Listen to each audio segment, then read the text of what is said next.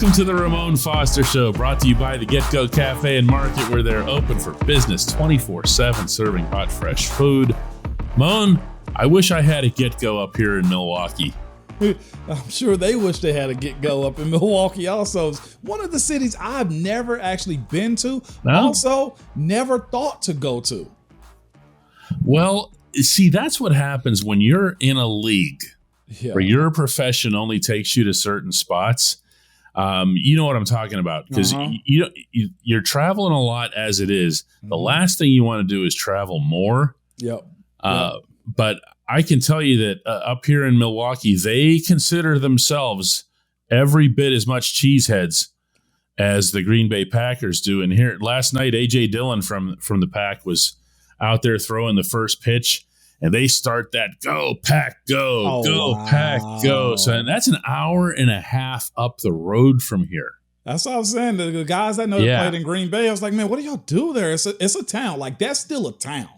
And it was like, well, we got to go to Milwaukee. I'm like, there's a town. It's a town in the sense that North for Sales is a town. I know. You got to go where? But yeah, that's part of it. You're right, though, DK. I'm 100% with you on that. They can congregate at the McDonald's in Green Bay. There is a McDonald's that's like catty corner from Lambeau Field. Moan, let's talk about a second quarterbacks coach being hired by the Pittsburgh football team today. What and why? There's a lot that can go behind this, man, as far as the thinking of why. I think the primary thought, we got to have somebody that can coach up a quarterback that we can potentially draft. Well, now, let's give his name here. His name is David Corley. Yes. He's a college coach. He was coaching running backs mostly at William and Mary, and he also was a very good quarterback himself at William and Mary. And Moan, how many more times am I going to have to say William and Mary before you jump in and say who went to school there? Somebody by the name of Mike Tomlin went to William and Mary. Oh, okay. He has an affinity, you know this too, a love affair for small school people. In general, he's bragged. I think one of his biggest, not arguments, but just banners he's had was with Arthur Moats. You know, he's another one of those guys. They played JMU. They played in that area. They always find guys. I tell people all, it's the underdog mentality that Coach T loves, which is why the DNA of that team has always been fight, fight, fight. So they'll go get a guy like Corley, man, David Corley, for him to be in the fold for this team in this new era, this post-Ben Roethlisberger. You got two quarterback coaches here. DK, yeah. Why would you have two quarterback coaches? Why would you? I mean, it doesn't take much to, draw the connection here that if Mike Sullivan is responsible, as he will be, for Mitch Trubisky and Mason Rudolph, and that is a workload unto itself, considering that Mitch hasn't been a starter for a couple of years. Mason hasn't been a starter for a couple of years. And there's a lot of work ahead. And I can just imagine the Steelers drafting Malik Willis. And then they say, Coach Sullivan, in your spare time, you want to see if you can teach Malik Willis how to be an NFL quarterback? That's exactly what's going to happen. And this is the thing about having a position coach. The position coach itself, Mike Sullivan, is a guy that's going to be doing the X's and O's of how we're going to run this offense. Munch did that. Who was our guy? Sweet Feet, Sean Surratt. He was our relationship coach. Adrian Clem was more of the relationship coach. Hey, I know Surratt. I know Coach Surratt, Coach Sweet Feet said this. I know Munch said this, but this is how we get to these things. This is how we do it. Hey, look, on this read, I need you to go here, here, and here. So the conversation behind why did you go hire David Corley, it really correlates itself to the fact that they are at least in the preparation of going to get a quarterback in this draft. And whether it's the first round, which we kind of expect a little bit, we've kind of thought about that. And I know the pushback, we've seen y'all say these things. We don't need a quarterback. We don't need, not this year. I'm sorry to say, but I just don't see Pittsburgh ever being that bad in order for them to go get a top 10 guy, unless you're going to pull another Devin Bush and you'll grab him in the first round. And the odds of that being a situation where you win is still a toss-up. In general, getting a top 10 pick, we've seen these things not work out before. I remember a guy, what's his name? Was it Justin Gilbert? Was a top 10 pick from Cleveland? They cut him after like 3 years, whenever it was cut or traded. Well, he came to Pittsburgh briefly. He came to Pittsburgh. You know what I'm saying? So to have those situations where you say, we're going to give up the house to go get a top 10 pick, I think that's always going to be in question when going to go get it. So if you're afforded to get a Malik that late, and I think that's the guy we're going to go get one, that's who you really like to go get in this draft. It's a matter of what is Carolina and the other teams going to do beforehand. Yeah, I mean, we always talk about how the Steelers are completely comfortable telegraphing their first round pick. Yep.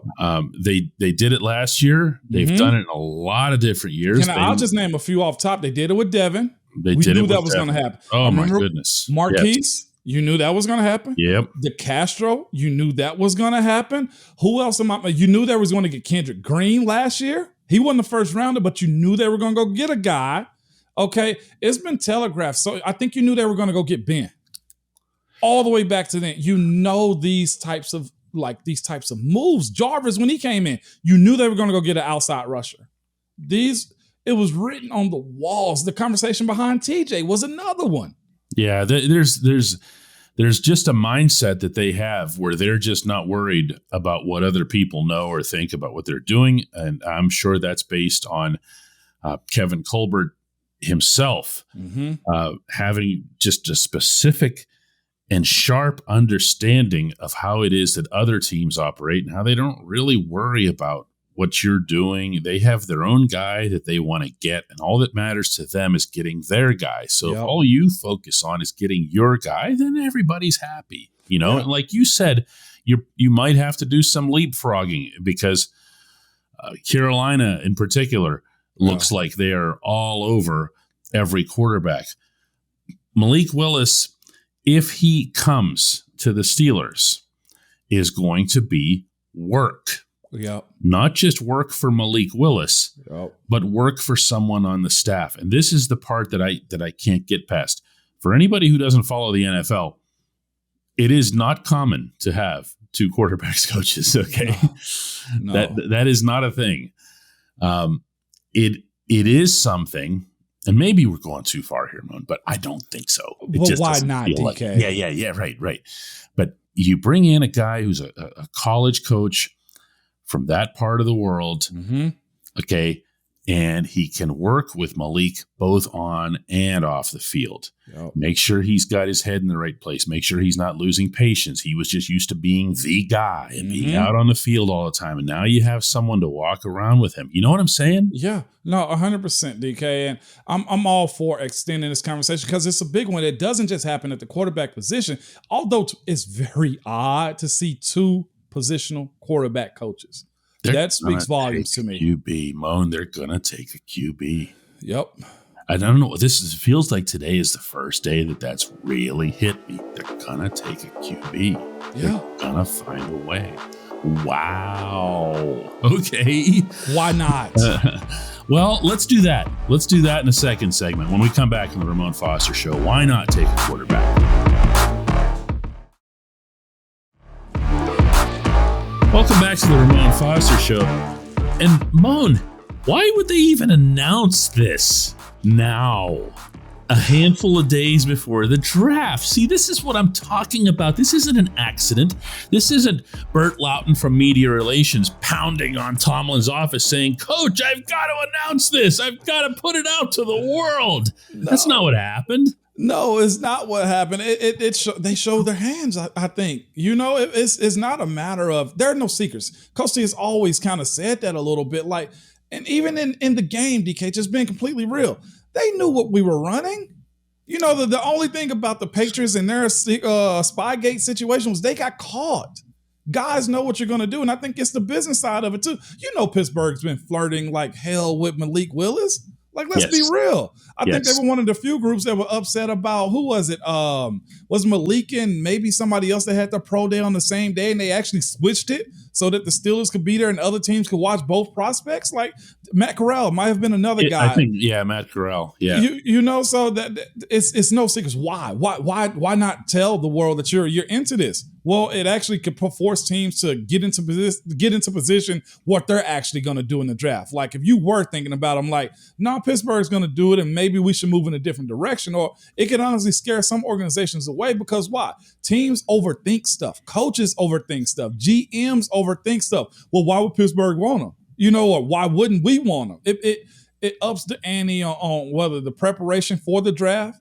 Now it probably forces a team to make a move as far as trades in and out, DK. Like there's so many things behind it. And to your point, where Kev and his crew, they don't overthink it. Yeah, so what? We're going to do it. Yeah, I think it's just result oriented and it's really of a singular focus where if you telegraph, not to us, they don't care what we think. No, but if you telegraph out to the world, to the football world, what you're doing, it could not be more obvious that they're after a quarterback. Yeah. And from within that, it could not be more obvious that the quarterback they've liked the most has been Malik Willis. So if they want that out there, there's a reason that they want that out there.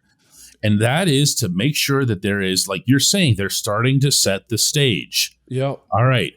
Everyone knows the Steelers want this kid. So let's start contemplating trades back, trades up. Let's talk. Okay, that you can't have those conversations right there on that Thursday night at 10 p.m. You can't do it.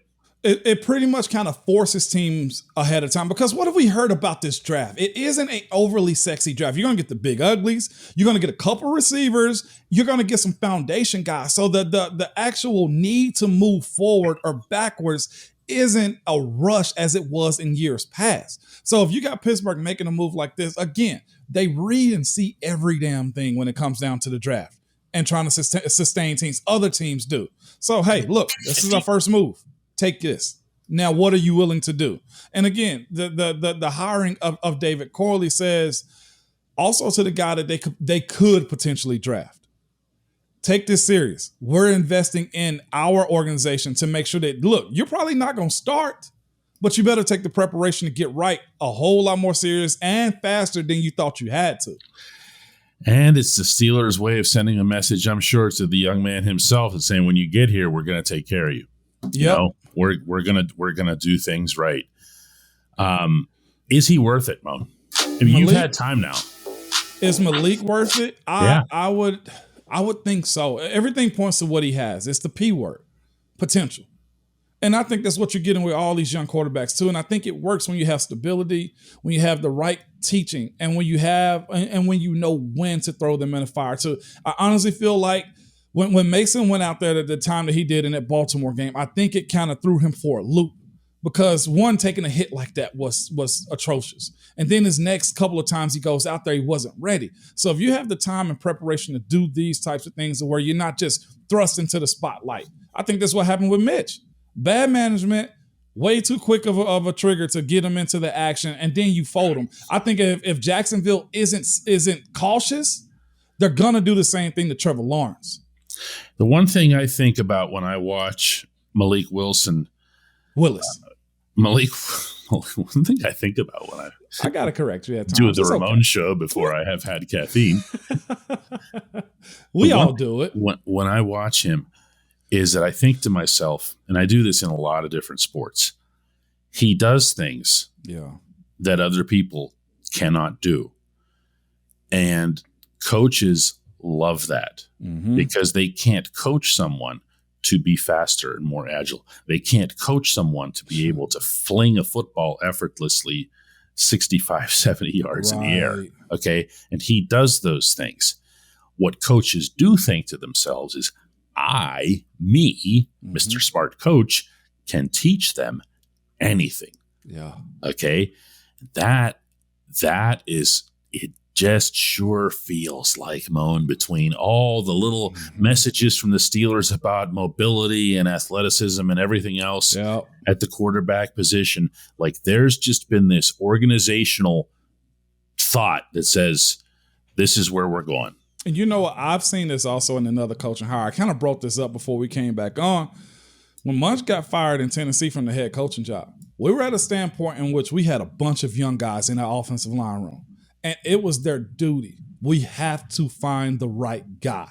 And when Munch got let go, I'll never forget either. Fernando Velasco that played with us the year before. Yeah. He was like, y'all need Munch here. He even said that. And what did Coach Tatum go do? They went and got him. Yeah. They went and got, and you knew they were going to go get him too, because the talent that we had in that room, it was one guy that could really, push us over the edge, and he did. And like you said, they aren't shy about doing those types of things either, DK, and it works out for the most part every time. When we come back, hey, Moan.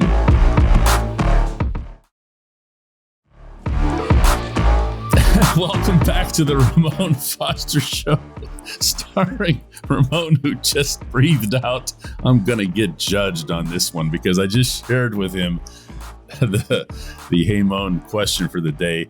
It comes from Aaron Calderon, and Aaron says, hey, Moan, who was your closest Steelers teammate, and what memories do you have in the offseason with them, if any? Moan, answer carefully. I know. Answer carefully. I know. These are still very large and dangerous men. They are. Man, I'm grinning like a school kid at this point that's got snack day right now, or it's movie day in the classroom. Peanut butter cookies. It's all of those. Well, so many peanut butter allergies now. I don't know if we can have them in our classroom, DK. Yeah. No, but seriously, the hands down, the easiest answer to this is Maurkice Pouncey. Just in general, man. One of the more recent moments was in the offseason. We both were in Pittsburgh, and man, we got invited to go to dinner with Franco Harris. Okay. That moment in itself, sitting at the table I was honored to sit with them too, and they both telling me, no, you belong at this table too. It's just one of the brotherhood types of things where you link in with one another. Us being on the phone call with me and Joe, that was awesome. But personally, to a guy, I'll never forget, we were having a conversation in the offseason, me and Maurkice, and I was just like, man, dude, you like my brother. He looked at me in that look, the look Maurkice gives you, that look dead in the eyes into your soul. He's like, Mom, what the bleep are you talking about? You are my brother.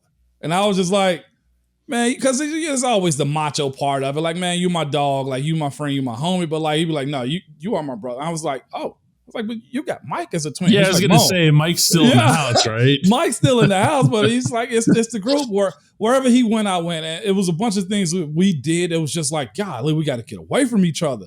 We go to dinner and stuff like that, and he show up wearing almost the exact same thing or color scheme that I was wearing. I'm like, dog, what the heck is going on here? You know what I'm saying? Like, it was more or less just going to his house, or we'd find a night to go to dinner and stuff like that in the off season that you're just like cool. Or I went down to one of the coolest moments was went down to his camp in Lakeland, Florida. He holds a huge Pouncey weekend. Okay. And I'm down there with him, and my wife's with us and stuff like that. And we go down for the weekend, and here I am just like, man, I'm here. I'm a player on the team, and Maurkice doing my part. And just the way Pounce laid it out for me, to whereas he made sure I'm riding with him. He actually kicked somebody out of the car. Mon, hey, come on. Over here with me. Who does wait, who's the poor SOB he kicked out of the car? Didn't matter. It was one of his family members, okay? So he just left this individual to be out on a Florida street and get eaten by an alligator? You go ride with them. Mon, come over here with me. I was just like, dog, do you see these people on the regular? It's like, it don't matter, dude. You my brother. It was those types of things. Our relationship was beyond close. And still is to this day, we will have differences and stuff like that, but it was never a crazy moment. It really was crazy on how we linked up and got together, because most people will look at us and be like, you're supposed to be rivals. He played at Florida, you played at Tennessee. And I'll never forget, the transitioning of, Willie Colon, Max Starks, Chris Kimawatu to me and Pounce. And instantly me and Pounce bonded like none other. And it was at one point he was like, dude, I appreciate you taking me under your wing, and the way we kind of got together and became guys. That's my guy, and to this day, it's the exact same way. When he has his wedding, I'm sure it'll be all done up and everything set in stone. He's seen my kids be born, and It's a lot of memories, man, to go into all season. Let's save you the backlash from all those other guys watching this and throw in a couple of honorable mentions. Honorable mentions. I can't, and he needs more light thrown on him too. But Marcus Gilbert, my guy. This is the only reason I did this. For Marcus, Gil, come out of hiding, man. You're a Steeler for life. I know you went to Arizona, but he really didn't play for him. And I know the way he left wasn't the way he wanted to, or probably the way the organization did. But that dude right there, me, Marquise, and Gil pretty much started off the new regime in which we had in that room, and Gil was a huge part of it. The way he held, and he don't get enough credit for that because I talk a lot, number one, and Marquise is the one you notices all the time, but Gil was a pivotal part of the growth of that room, and of course, Dave, and of course, the guy holding up his end, Alejandro. But I'd be remiss if I didn't say Beach. Love that dude. We text last week sometime. Another Chris Hubbard. Love that guy. Mike Adams, another guy. The one that in the era when Marquise was out, Cody Wallace. Legitimately, and I'm speaking of mostly the older guys that kind of saw the room grow and mature into what it was. That band, and I even have some of my family members bring it up. They'd be like, dude, the way y'all were together is I don't know if I've ever seen that in any other sport. And I've always told you what Mike T would tell us, hey, season's over. Don't talk to each other for a month at least, because we were just that tight. So Marquise is for sure uno. He's number one in that, but every single one of them, I think, is on the same platform on the receiving end of it. When you said Marcus, you said my guy. That's actually what he texts you back. Yeah. So when I text with Marcus, which I still do, he writes back 2 words. My guy! Exclamation point. That's the beginning of the text. I just laughed. We grew. Oh my God. We grew so much in the times when it was just me and him. Mm-hmm. Or him and I, however you want to see him and me. Simply because when Marquise was out, rehabbing with injuries and stuff, me and Gil just tight, man. Yeah, he's something. He's something. Moan, let's do another one of these tomorrow. You got me going with the O-line talk. I know. Yeah, I know. That wasn't me. That was Aaron. Aaron did that. Thanks, Aaron.